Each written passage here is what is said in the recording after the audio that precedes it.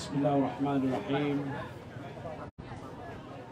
Alhamdulillahi Rabbil Alamin. Wassalatu wassalamu ala ashrafil anbiya'i wal mursalin wa ala alihi wa sahbihi ajma'in. Assalamualaikum warahmatullahi wabarakatuh. Salam sejahtera dan selamat malam. Yang berusaha Dato' Sri Ahmad Faizal bin Dato' Azumu selaku pengurusi Perikatan Nasional Negeri Sembilan, dan juga yang berbahagia Datin, yang berbahagia Tuan Haji Zakaria bin Haji Khalim, Pengarah Perikatan Nasional Parlimen Tampin, yang berbahagia Tuan Haji Ridwan bin Ahmad, calon Perikatan Nasional Don Gemas, yang berbahagia Tengku Abdullah bin Tengku Rahman, calon Perikatan Nasional Gemenceh, Encik Cik Yong Li Yif, calon Perikatan Nasional Repah, Encik Ahmad bin Ujang, Pengarah Pilihan Raya Perikatan Nasional Don Gemas, Encik Omar bin Abdullah, Pengarah Portfolio Kempen dan Perangan Don Gemas, Encik Ridwan bin Mat Nasir, Ketua PDM Jelai, pimpinan masyarakat dan juga pengurusan Felda, pimpinan Perikatan Nasional Negeri dan juga kawasan, dev-dev jemputan, saudara-saudari yang saya hormati sekalian. Apa khabar semua? Alhamdulillah, saya memanjatkan syukur kehadrat Allah Subhanahu wa taala kerana pada malam ini, walaupun agak sudah lewat sampai ke sini, kehadiran saudara-saudari menunjukkan bahawa pengundi-pengundi yang ada di kawasan parlimen ini, disebutkan ada don-don tadi, nampaknya menyokong kuat kepada Perikatan Nasional. Tadi saya berada di sebuah Felda Palong, kalau tak silap saya. Ada terganggu sikit. Pihak pengurusan tak benarkan kita nak pakai padang awam, dipindah ke tempat lain, tapi majlis masih dapat berjalan dengan begitu meriah dan sambutan juga adalah amat ramai sekali. Kita berada di satu masa yang amat genting dan kritikal, bukan saja untuk Negeri Sembilan tetapi untuk negara Malaysia kita. Kita akan menghadapi pilihan raya di peringkat negeri, 6 buah negeri kesemuanya pada 12 hari bulan. Saya harap tarikh 12 ni disimpan dalam hati dan diingatkan supaya semua pengundi-pengundi yang ada dalam daftar Suruhanjaya Pilihan Raya akan keluar untuk menunaikan tanggungjawab mengundi Perikatan Nasional pada pilihan raya ini. Ada orang juga berkata walaupun pilihan raya ini dibuat untuk 6 buah negeri, tetapi keputusan pilihan raya 6 buah negeri dikatakan akan menjadi satu referendum. Referendum tu maksudnya macam pungutan suara. Nak tahu sama ada sejumlah 9.7 juta pengundi daripada 6 buah negeri ini nak menyokong kepada kerajaan Madanon pada hari ini ataupun tidak? Tidak.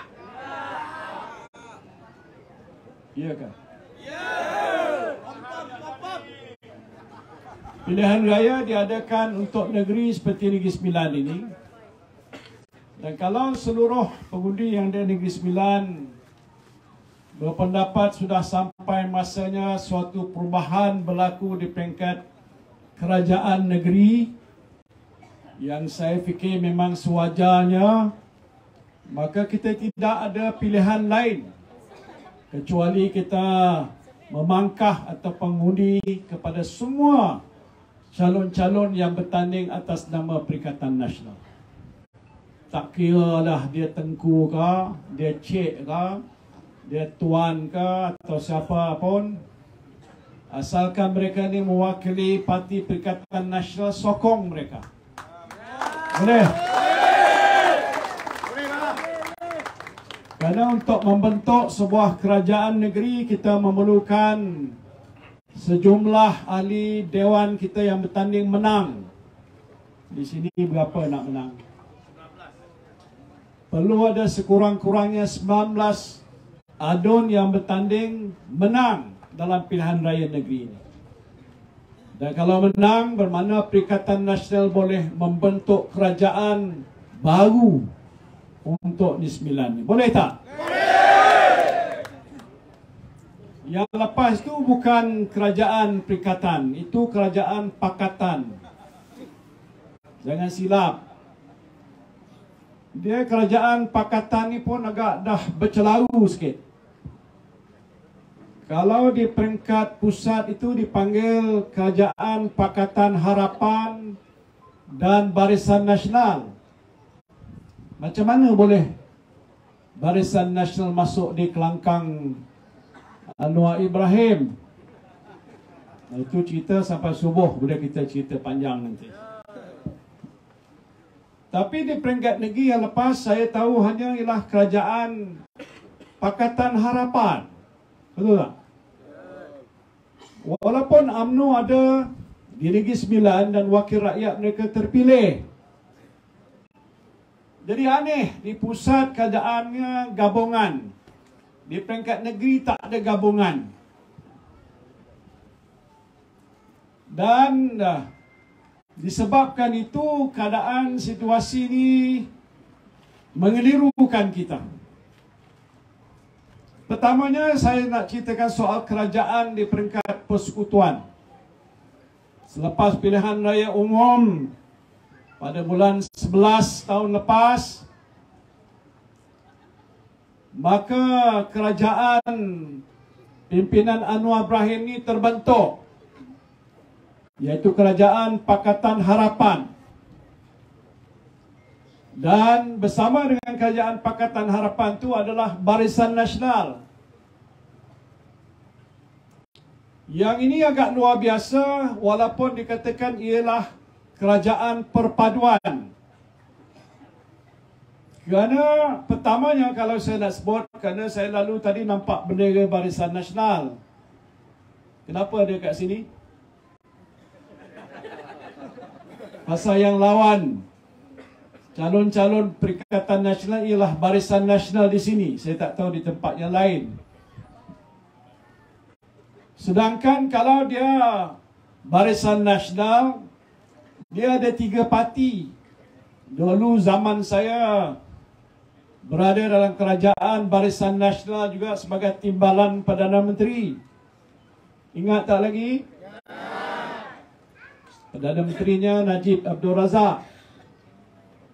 Tetapi kerana saya bersuara lantang menentang apa yang telah berlaku dalam 1MDB, Perdana Menteri waktu itu tendang saya keluar. Singkirkan saya keluar. Kalau waktu itu pun dikatakan Barisan Nasional itu yang ketuanya ialah UMNO. Pada zaman lebih awal itu ada 13 parti. Lama-lama satu semuanya keluar, tinggal 3. Iaitu parti yang asal dalam Perikatan Nasional dulu. Kalau tuan-tuan masih Perikatan dulu, bukan Perikatan Nasional dulu. Iaitu Parti UMNO, Parti MCA, Parti MIC. 3 je. Dalam pilihan raya negeri yang berlaku sekarang ni, MCA dan MIC tak dapat kursi. Kalau Barisan Nasional mesti ada UMNO, MCA, MIC. Pasal tak dapat kursi.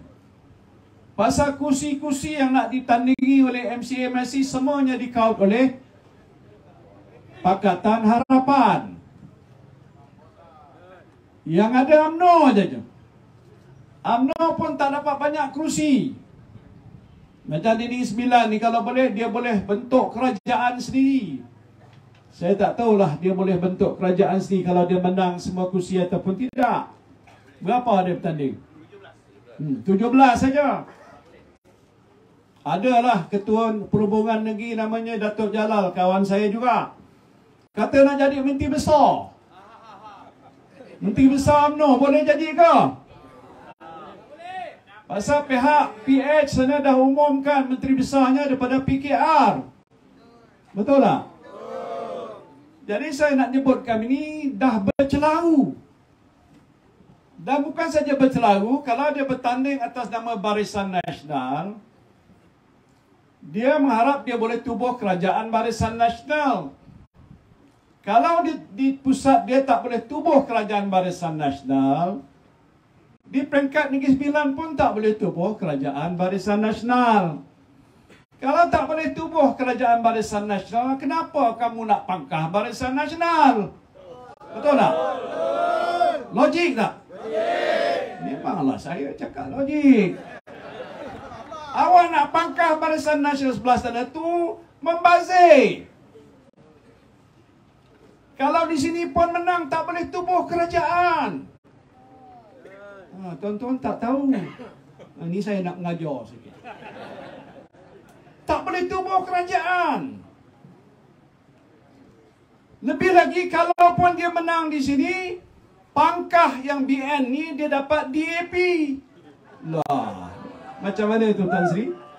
Pangkah BN sini macam di pusat, Zahid Hamidi daripada UMNO Barisan Nasional dah berpeluk bersama dengan Anwar Ibrahim, tapi bersama dengan Anwar Ibrahim itu adalah DAP.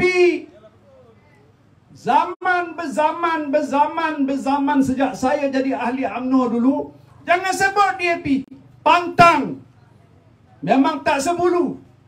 Bukan parti yang harus didokong oleh orang Melayu. Saya bukan nak cakap soal perkauman, kerana saya tahu perjuangan mereka tidak menggambarkan dia memahami hasrat dan cita-cita orang Melayu. Dan sebab itu sejak dahulu lagi UMNO tidak mahu bersepakat langsung dengan DAP. Tak boleh. Malahan bertentangan. Dia sebelah sana, UMNO di sini. Tapi macam mana hari ini dah berbeza. UMNO dengan DAP dengan Anwar Ibrahim berpeluk-peluk. Bercium mulut. Bukan saya kata orang tu. Jadi ini pelik. Sebab itu saya nak mengingatkan, saya tahu sebahagian yang duduk di sini pun adalah ahli-ahli UMNO. Tak apa, malam ni adalah muhibbah. Ahlan wa sahlan wa marhaba. Kullu. Semua ada di sini adalah muhibbah. Tapi saya nak jemput, pasal saya juga bekas timbalan Presiden UMNO dulu. Supaya saudara-saudara yang walaupun masih berada dalam UMNO, jangan berfikir bahawa UMNO macam UMNO dahulu. UMNO sekarang sudah rosak, koyak, rabak. Yang buat dia koyak rabak siapa? Ya. Prinsip asal perjuangan UMNO sudah tidak ada lagi. Dikorbankan. Pasal apa? 47 pertuduhan. Oh, dah pandai dah orang kat Belda ni. Pasal Zahid Hamidi menghadapi masalah pertuduhan 47 ya. Pertuduhan salah laku rasuah 47, bukan sikit tuan-tuan, cuba kira. Dah dibicarakan. Lepas itu dia dikatakan mesti tampil ke depan di mahkamah untuk membela diri. Itu kalau siapa di sini ada peguam dia faham. Bermakna dah tentu mahkamah dapati ada benda-benda tertentu yang menyebabkan orang yang dituduh ni dipanggil untuk bela diri. Berat tak? Berat.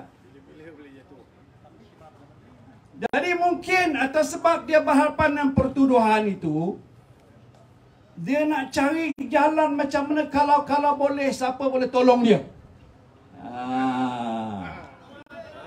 Masa saya jadi Perdana Menteri dulu,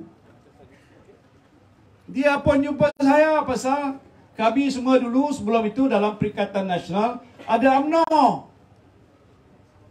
Tapi yang belok juga UMNO. Yang khianati kita juga dulu UMNO, yang menyebabkan saya terpaksa meletak jawatan. Tapi tak apa, itu takdir Allah, saya terimalah. Saya nak ceritakan waktu dia bersama dengan saya, dia bawa fail. Tan Sri tolong, Tan Sri. Ini kawan juga saya, bukan saya tak kenal zaman-zaman pemuda UMNO zaman dulu. Kita kenal lama dah. Pak Peja pun tahu, semua sekali kita tahu dah. Jadi saya kata apa? Fail ni, ini kes dia yang dia sedang hadapi. Tetapi saya ni sebagai Perdana Menteri, saya berpegang pada amanah yang rakyat bagikan pada saya, yang di-Pertuan Agong bagi pada saya. Saya tak boleh terima kalau orang itu menghadapi pertuduhan. Kerana saya bimbang kalau begitu, hilanglah kepercayaan rakyat pada saya sebagai Perdana Menteri.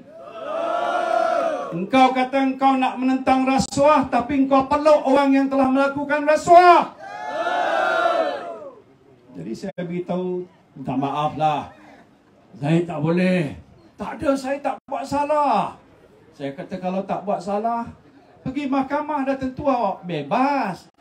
Dah bebas, besok bolehlah join saya jadi menteri dalam kabinet. Itu waktu saya. Waktu Anwar Ibrahim menentang rasuah. Apa hari ini sana-sana pun seluruh Malaysia ni cari orang kononnya melakukan rasuah. Sampai orang tak ada buat rasuah pun dituduh melakukan rasuah. Tetapi dia ambil Zahid Hamidi jadi timbalan Perdana Menteri. Ini apa Perdana Menteri awak ni? Saya tak ngaku dia Perdana Menteri saya. Yalah dia Perdana Menteri. Jadi cakap tak serupa bikin. Kalau dia tunjukkan dia menentang rasuah, dia mesti tolak. Zahid Hamidi tak sah terima dalam kerajaan. Tapi kalau tolak Zahid tak terima dalam kerajaan, dia tak boleh jadi Perdana Menteri. Ini yang masalahnya. Pasal nak jadi menteri, mesti ada satu bilangan ahli parlimen yang sokong dia. Jadi sebab itu, mau tak mau, dia ambil Zahid Hamidi. Tapi ceritanya, Anwar ni cikgu dia, Zahid ni anak murid dia. Jadi oleh sebab itu, kerana Zahid ada masalah peribadi dan Anwar ni dah lama dah tunggu nak jadi Perdana Menteri. Dua-dua ni ada dia punya tujuan dia yang tersendiri. Maka soal ideologi, soal perjuangan untuk bangsa, agama, negara, porah. Tolak ke tepi. Yang penting nafsu. Yang penting diri sendiri. Sehingga terkorban dan dikorbankan sebuah pertubuhan politik yang asalnya berjuang untuk orang Melayu. Hancur lebur dibuat oleh Zahid Hamidi.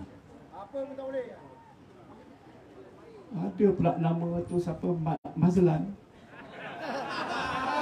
Siapa dia tu? Dia minta suara orang UMNO sokong DAP. Sejak bila orang UMNO sokong DAP? Kenapa Mak Mazlan Susah Agung UMNO tu macam bodoh sangat? Tetapi kerana dah seriau, keadaan politik ni sudah kacau bilau dibuatkan oleh Anwar Ibrahim dan Zahid Hamidi, berlakulah keadaan seperti yang kita saksikan pada hari ini.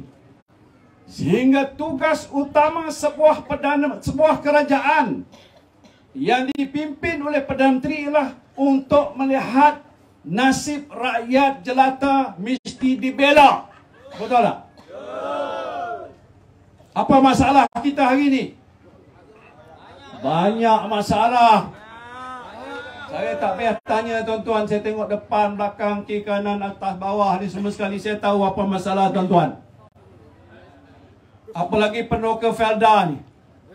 Masalahnya banyak. Masalah yang paling utama yang saya kaji dalam kajian kami dalam Perikatan Nasional di seluruh negara, masalah ialah masalah kos sara hidup. Betul. Masalah kenaikan harga barang yang melambung. Betul. Tak ada benda yang turun, semuanya naik. Betul. Pendapatan kita tidak bertambah. Ramai yang tidak ada pekerjaan. Belia tidak ada pekerjaan. Ibu bapa yang menanggung mereka ini tak mampu nak menguruskan nasib keluarga mereka. Karena bila pergi ke pasar beli barang-barang yang dahulu RM100 boleh dapat 1 troli, sekarang entah suku troli pun tak ada. Pasal apa? Barang sudah terlalu mahal. Soalan pokok inilah yang patut diuruskan oleh Perdana Menteri. Adakah saudara dengar dah 8 bulan ke lebih kurang? Satu pengumuman saja yang dibuat oleh Perdana Menteri yang boleh melegakan kita. Adakah? Saya bukan nak mengangkat masuk bakul angkat sendiri. Tapi ada juga sedikit pengalaman jadi Perdana Menteri. Tengok muka ni. Ada pengalaman jadi Perdana Menteri waktu zaman COVID-19. 3 tahun yang lepas kalau tak silap saya ya. Saya angkat sumpah wallahi wabillahi watallahi menjadi Perdana Menteri pada 1 hari bulan Mac tahun 2020. Selepas itu kita mengadakan mesyuarat kabinet 16 hari bulan. Membuat keputusan 18 hari bulan kita kenakan PKP di seluruh negara. Tak payah tepuk tangan. Tak ada orang suka PKP. Tapi saya terpaksa ambil langkah. Saya tak tunggu 8 bulan. Saya nak melihat. Kerana bila negara berhadapan dengan satu musibah, krisis yang boleh menggugat nyawa rakyat kita, berlaku bukan saja di Malaysia, di seluruh negara, saya tak boleh berdiam diri. Kita bekerja siang malam nak berikhtiar mencari jalan bagaimana nak kawal supaya COVID tidak merebak di seluruh negara. Sebab itu buat keputusan jangan keluar ke mana-mana, tinggal di rumah. Jangan ke sana, jangan kemari, jangan ke sana, jangan kemari. Ingat tak kita tu? Bukan kerana saya suka perkara itu, tapi saya nak menjaga kesihatan supaya saudara-saudara selamat daripada dijangkiti COVID-19 dan sebagainya. Saya sebutkan ini ialah saya Perdana Menteri waktu itu, sekarang Anwar Ibrahim Perdana Menteri sekarang. Saya nak menunjukkan bahawa dalam situasi keadaan krisis, this is about the health crisis dan juga economic crisis. Bila mana kita kenakan kurungan, tak boleh ke mana kemari menguruskan soal COVID, kita sekat dan kawal supaya tidak ada pergerakan. Tak boleh pergi berniaga, tak boleh pergi ke rancangan tanah, nak buat itu macam-macam lagi lah. Ada sekatan, dan sekatan tu mesti dipatuhi. Kalau tak dipatuhi, dikenakan denda. Bukan kerana suka nak denda, pasal nak menyelamatkan nyawa. Dan saya tahu waktu itu kerana keadaan susah, rakyat tak bekerja, siapa nak bagi makan? Kita buat keputusan menyediakan bekalan kotak, berjuta kotak yang kita adakan ke seluruh negara. Lebih 20 juta rakyat yang patut dapat bantuan, kita bagikan bantuan pada mereka. Lepas tu bantuan prihatin. Siapa berniaga pun kita bagi bantuan modal, upah, gaji upah ataupun subsidi upah. Bagikan moratorium, bagi EPF, betul tak? Ada Air Sinar, ada Air Lestari, Air Citra. Waktu sekarang ni minta Anwar Ibrahim nak minta sekali pun keluar, satu kali pun tak dibenarkan keluar walaupun rakyat masih susah. Saya buat itu bukan kerana saya dapat nak cari nama, tapi itu amanah. Ini tanggungjawab yang harus kita pikul dan laksanakan untuk menjaga kemaslahatan ammah, kemaslahatan rakyat jelata kita, baik dari segi soal kesihatan ataupun dari soal ekonomi. Sekarang ni masalah ekonomi belum lagi dapat kita lihat pulih. Dunia berhadapan dengan masalah ekonomi global. Harga minyak naik dan macam-macam barang-barang lain pun juga naik. Dan keadaan ini membawa kesan pada Malaysia. Bila inflasi meningkat naik dan sebagainya, tidak ada usaha dibuat untuk menarik orang-orang luar datang dengan lebih banyak, membawa pelaburan supaya menyediakan peluang-peluang pekerjaan. Masih terdapat ratusan juta, ratusan ribu rakyat Malaysia yang tidak ada lagi peluang pekerjaan dan pelbagai-bagai masalah lain. Ini perkara pokok. Sebab itu Perikatan Nasional memandang serius. Apabila kerajaan tidak bertindak cepat, kita tahu masalah rakyat masih membebankan. Sebab itu saya nak menyatakan sini janji kami. Untuk Negeri Sembilan, kita nak cari jalan macam juga di negeri lain. Apa langkah-langkah yang wajar yang boleh kita ambil untuk membantu meringankan bebanan rakyat yang ada di Negeri Sembilan ni. Boleh tak? Kita nak perkenalkan lagi beberapa perkara yang nanti boleh kita laksanakan dalam manifesto kita untuk melihat bagaimana situasi Negeri Sembilan dapat kita maju dan kita bangunkan. Baik dalam soal ekonomi, dalam soal pendidikan, dalam pembangunan sosial dan dalam pelbagai-bagai bidang yang lain, dengan tidak mengambil buat perbezaan antara kaum. Pasal kita tahu di Negeri Sembilan macam juga di seluruh negara kita ni, ada orang Melayu, ada Cina, ada India ataupun orang asli dan sebagainya. Mereka semua berhak untuk dapat pembelaan yang seadil-adilnya daripada pihak kerajaan. Sebab itu saya minta tolong pada tuan-tuan dan puan-puan membantu Perikatan Nasional untuk membantu saudara-saudara sekalian. Bila mana nanti terbentuk sebuah kerajaan di peringkat negeri, kita akan pimpin kerajaan negeri. Bagaimana cara yang kita nak laksanakan supaya setiap peringkat masyarakat dalam keadaan apa sekalipun yang memerlukan bantuan dan pertolongan, kita akan usahakan dengan sebaik-baiknya. Ini janji kita. Nanti kita akan lancarkan manifesto untuk Negeri Sembilan. Hari Jumaat ni saya akan lancarkan manifesto untuk Negeri Selangor. Dan negeri lain juga ada manifesto masing-masing yang diperkenalkan untuk beritahu pada rakyat jelata. Ini janji kami dan bila kami berjanji, kami akan laksana dan tunaikan.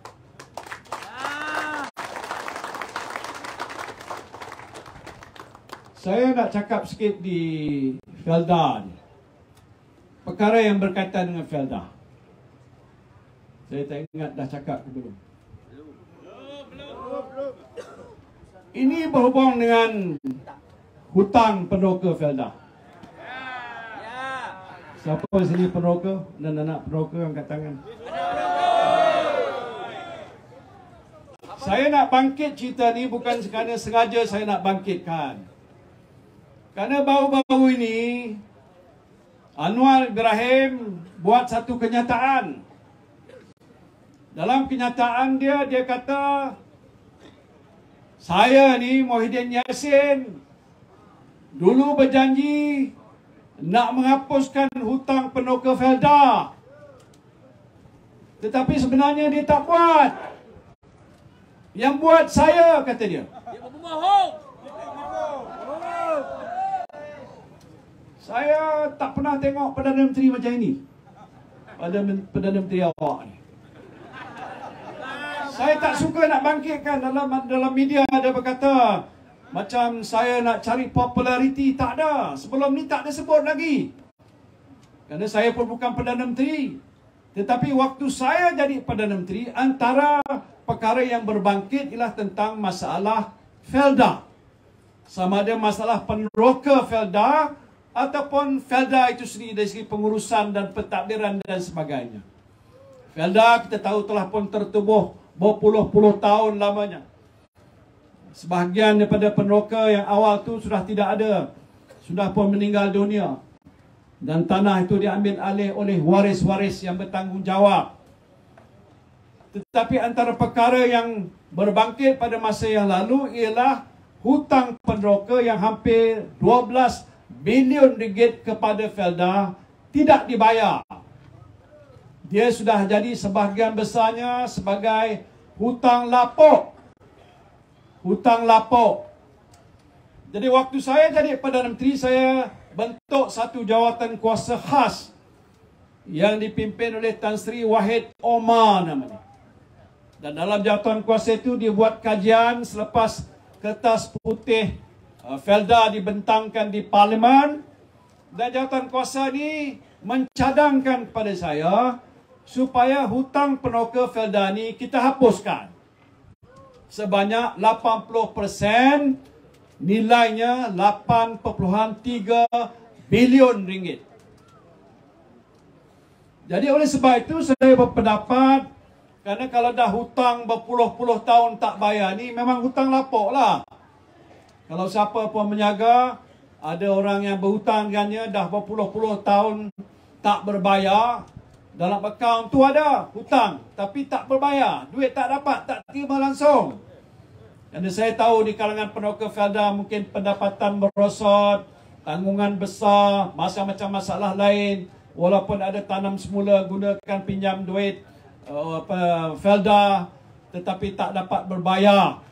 Dan kerana dia sudah makan masa berpuluh tahun, maka saya bersetuju supaya hutang peneroka Felda itu dihapuskan. 80% nilai 83 bilion. Bila dah ada keputusan oleh saya sebagai Perdana Menteri dan jemaah menteri dah setuju, maka pengurusan Felda pun ambillah tindakan. Secara bagaimana daftar siapa di kalangan peneroka Felda yang nakkan supaya hutang lapuk tu dihapuskan, sila daftar dan mohon. Lebih kurang 98,000 peneroka Felda mendaftarkan diri untuk hutang lapuknya dihapuskan. Mungkin di sini pun ada buat permohonan begitu. Dan bila dah buat permohonan, dah teratur dan semua sekali, maka Felda pun menghapuskanlah hutang peneroka dalam akaun Felda. Tak payah bayar apa-apa. 1 sen pun tak payah keluar duit. Batalkan aja. Jadi tinggal kosong atau 23 bilion saja. 83 bilion sudah pun dihapuskan. Tak payah bayar apa-apa. Jadi selesai. Saya tanya dengan pengurusi Felda dulu, namanya Tan Sri Idris Yusof. Sahabat saya dulu bekas menteri juga. Sekarang ni dia tak jadi lagi. Pengurusi Felda diganti oleh Syabri Cik, orang Terengganu juga. Jadi bila dia jadi pengurusi, saya tanya dia, Idris, yang kita dah umum dulu dah buat belum? Dah selesai dah Tan Sri? Bila? Tahun 2021 dah selesai. Habis itu di Parlimen, ada ahli Parlimen kita tanya dengan menteri yang jaga, Azalina nama dia, dan dia kata dah selesai dah. Pengurusi Felda kata dah selesai. Lepas tu Azalina kata dah selesai. Saya telefon kawan saya, nama dia Tosren Jarvanti. Nanti pasal balik dia ucap sikit. Dia peneroka, tapi ketua bersatu di Pulai. Rancangan tanah Felda Taib Andak, betul? Jadi saya tanya dia kat Johor masa tu. Hantar WhatsApp. Tanya dia, Tosren, hutang awak ni dah dihapuskan tidak? Dah lama dah Tan Sri. Dia seorang. Ada 2-3 orang lain pun dah tunjukkan saya dia punya kertas yang ditunjukkan datang daripada Felda yang kata dulu dia bayar 400, yang berbaki tinggal hanya RM165. Ada satu kes namanya Bujang, ketua bersatu bahagian Pengerang, kalau tak silap saya.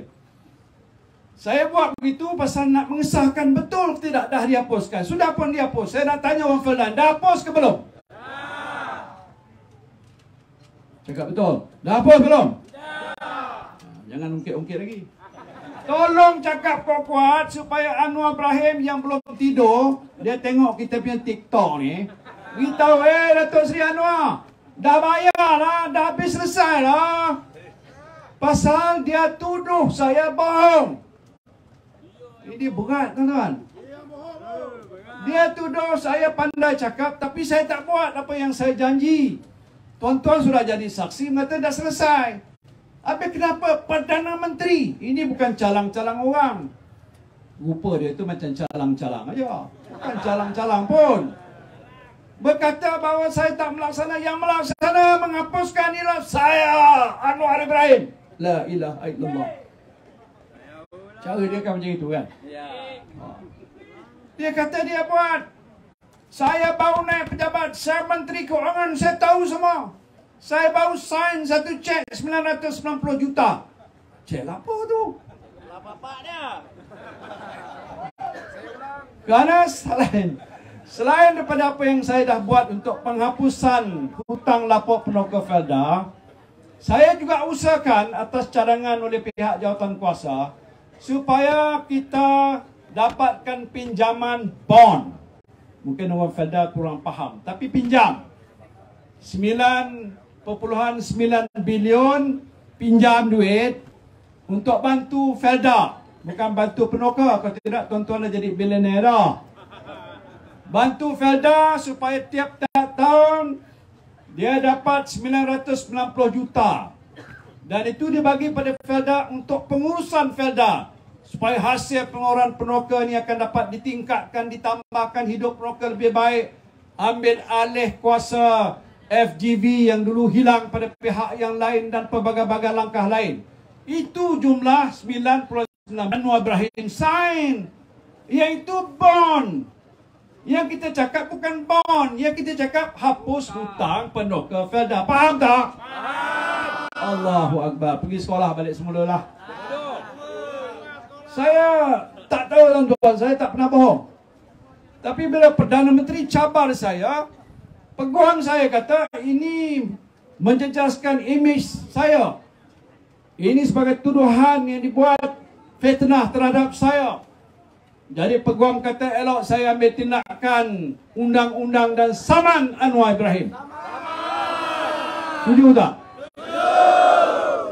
Saya pun saman.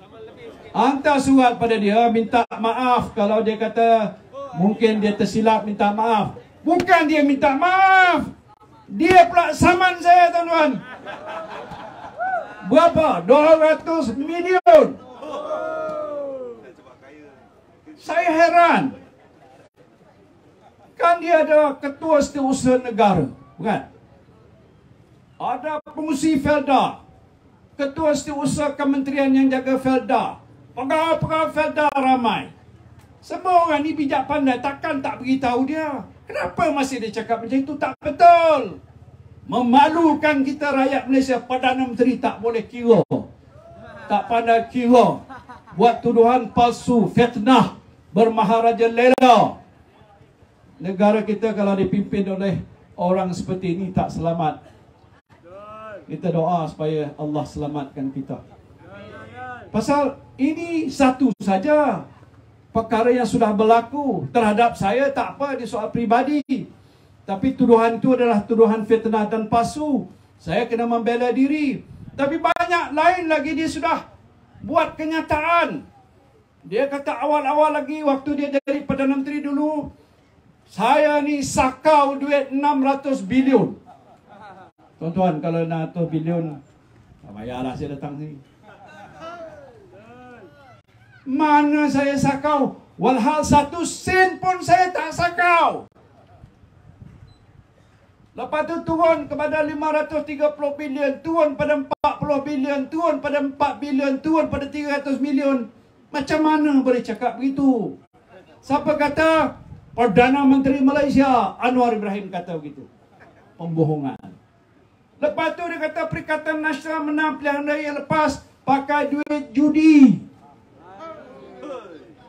Dia kata kami ni pilihan raya lepas ni korang tak ada duit, orang judi yang bagi pada kita.